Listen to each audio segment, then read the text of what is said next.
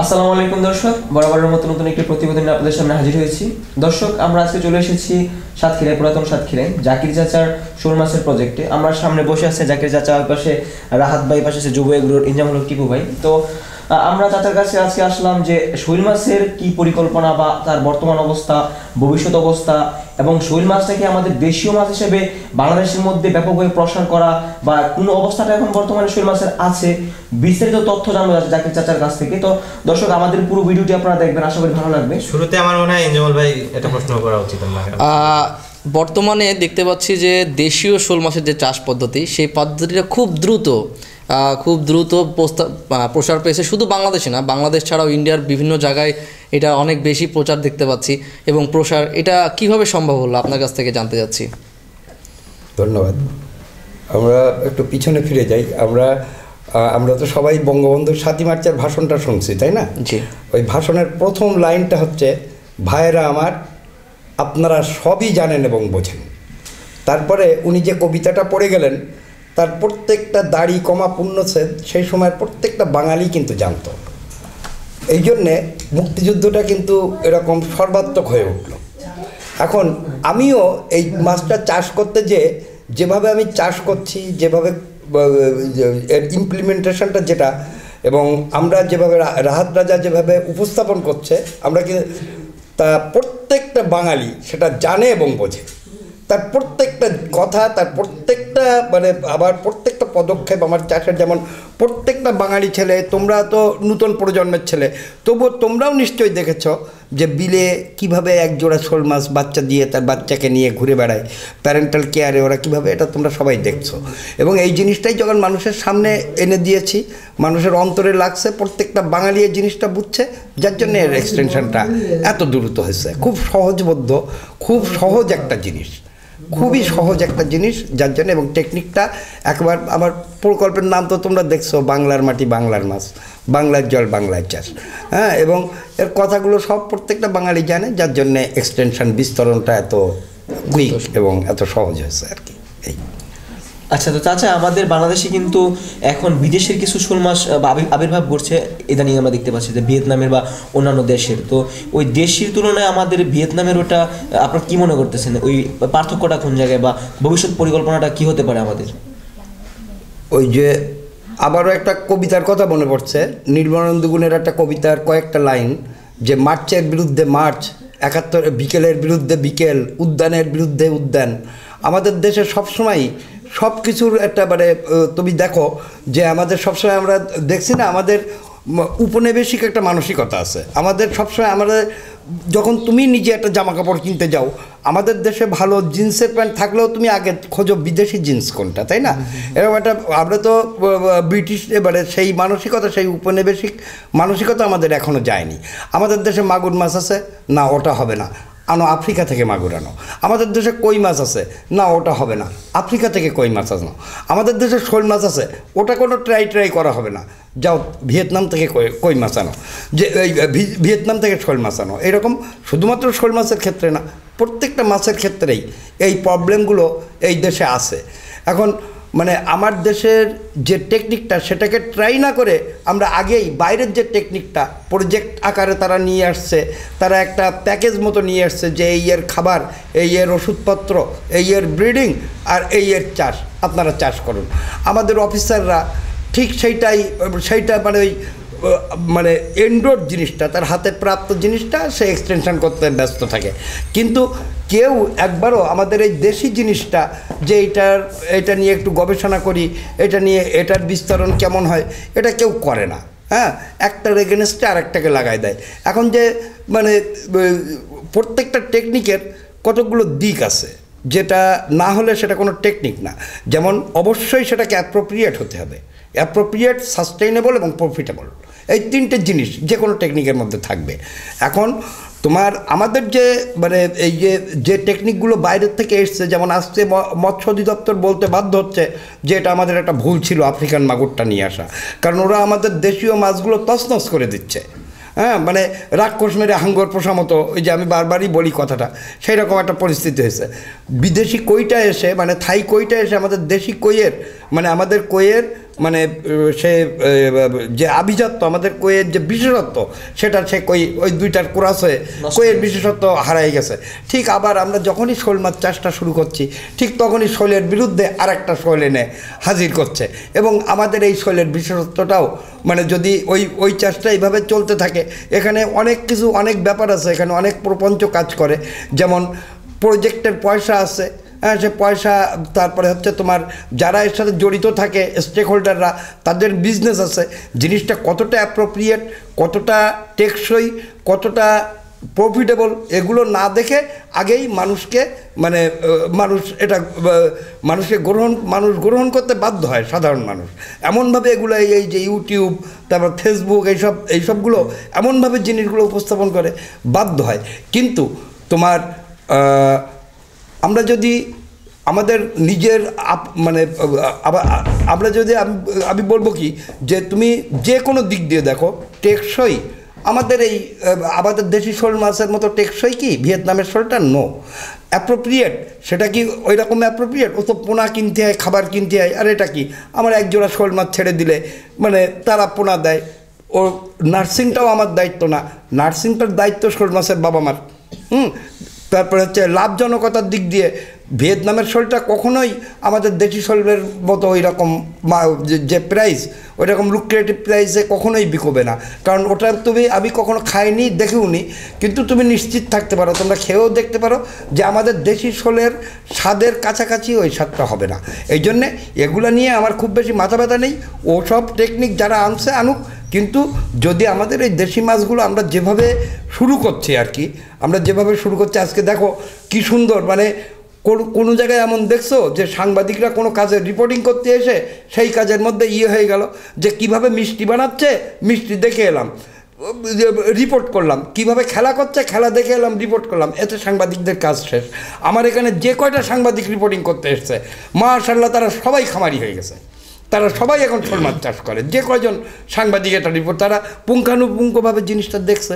এই জন্যে আমি মনে করি না যে আমি মনে করি যে আমাদের এই চাষটাই এটা মানে সব দিক দিয়ে লাভযোগ্যতা বলো, তারপরে মানে অ্যাপ্রোপ্রিয়েটনেস বলো, আর হচ্ছে তোমার সাস্টেইনেবিলিটি বলো, সব দিক দিয়েই আমাদেরটা অনেক বেশি সুপ্রিয়। এই জন্য আমাদের চাষটাই টিকে থাকবে। আর মোদ্দা কথা হচ্ছে মাছে ভাতে বাঙালি, মাছ এবং ভাত ইনশাল্লাহ আমরা পণ করছি এমন যে মাছ এবং ভাত কীভাবে উৎপাদন করতে হয় এটা বিশ্ববাসীকে আমরা শেখাবো। কেউ আমাদের যেটা শেখাবে সেটা আমরা শিখবো, মানে ওটা আমাদের দরকার নেই, আমাদের শেখার খুব বেশি দরকার নেই।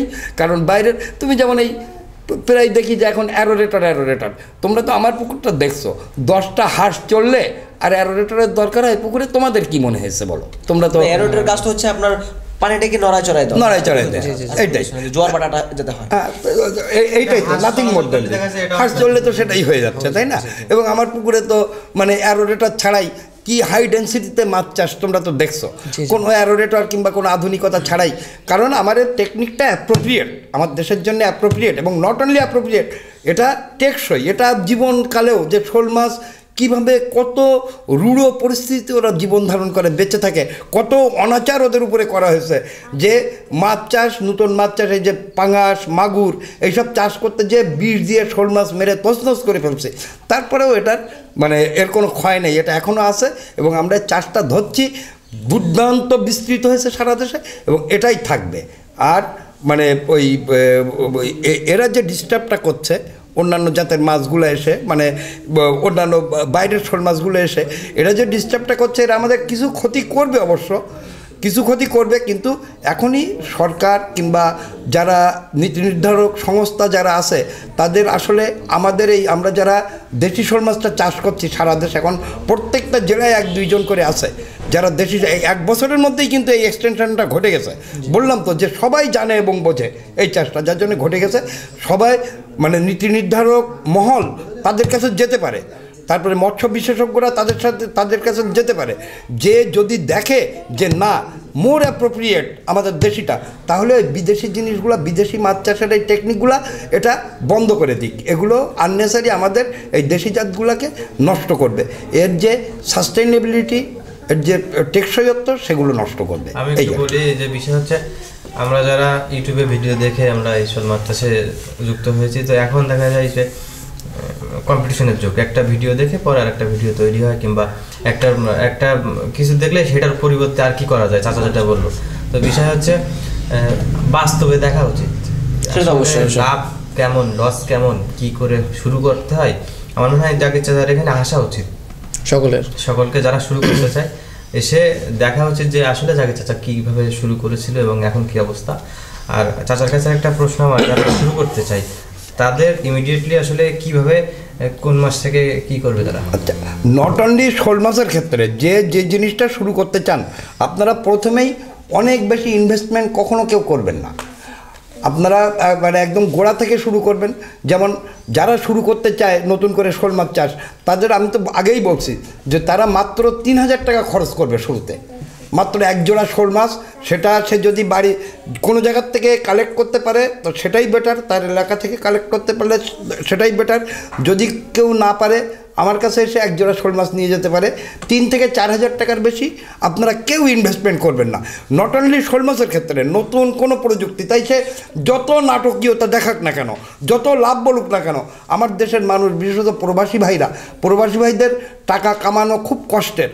তারা অনেক বিরহ বেদনা সহ্য করে বিদেশে যে কয়টা টাকা কামায়, তা বাংলাদেশের লোকজনের হোমসিকনেস খুব বেশি, তারা দেশে ফিরে আসতে চায়, দেশে কিছু করতে চায়। এখন এই নানান তাল দেখাচ্ছে আপনাদের এই যে সফটওয়্যারগুলোতে, হ্যাঁ।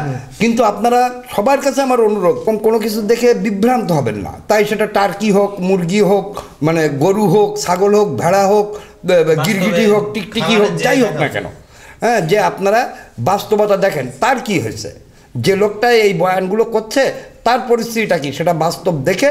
আর যদি আপনার ইনভেস্ট করার ইচ্ছা হয় খুব ছোট্ট আকারে করেন, করে আগে নিজে দেখে তারপরে ইনভেস্ট করেন, নতুবা মানে ক্ষতি হয়ে যাবে।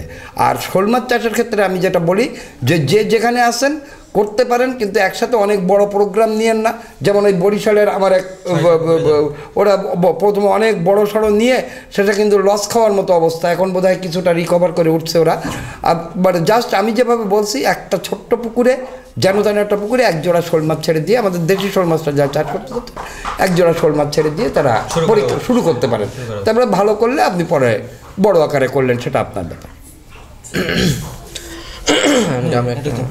আচ্ছা, আমি এখন সর্বশেষে একটা কোশ্চেন জিজ্ঞেস করতে যাবো, আপনার কাছে একটা জিনিস জানা আছে, সেটা হচ্ছে যে আপনার এই শোল মাছ নিয়ে তো সম্প্রচার হলো, বিভিন্ন জায়গায় এটার প্রসার ঘটছে, দেশের শত শত খামারি তৈরি হয়েছে।